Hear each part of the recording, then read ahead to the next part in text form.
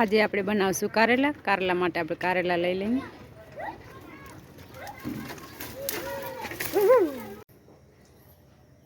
કારેલા માટે આપણે મસાલા લીધા છે.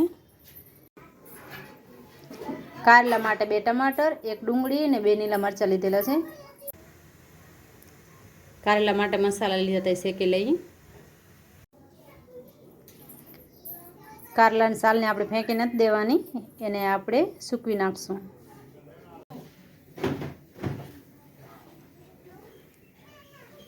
કારેલા ધોઈ સાફ કરીને એના બીજ કાઢી લીધા છે અને એના માટે આપણે ચણાનો લોટ થોડુંક શેકી લઈએ. કારેલા માટે જે મસાલો લીધો તો ધાણા અને જીરું એ મેં પીસી લીધા છે મિક્સર જારમાં.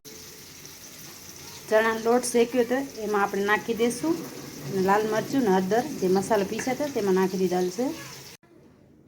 થોડુંક મીઠું નાખી દઈએ. ચમચી જેટલું પાણી નાખશું. આપણો મસાલો રેડી છે. હવે કારેલા ભરી લઈએ. કારેલામાં આપણે મસાલો ભરી લીધો છે. હવે એને આપણે વઘાર કરી લઈએ. વઘાર માટે મેં તેલ લઈ લીધું છે, અડધા ચમચા જેટલું.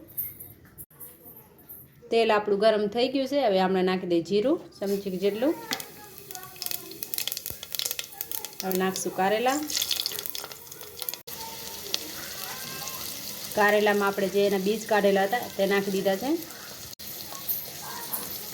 હવે ડુંગળી મરચાં જે કટિંગ કર્યા હતા તે નાખી દઈશું.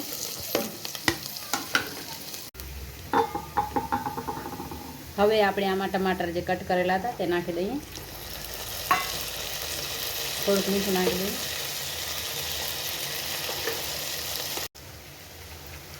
હવે આને 5 મિનિટ માટે રંધાવા રાખશું. કારેલા આપણા બની ગયા છે.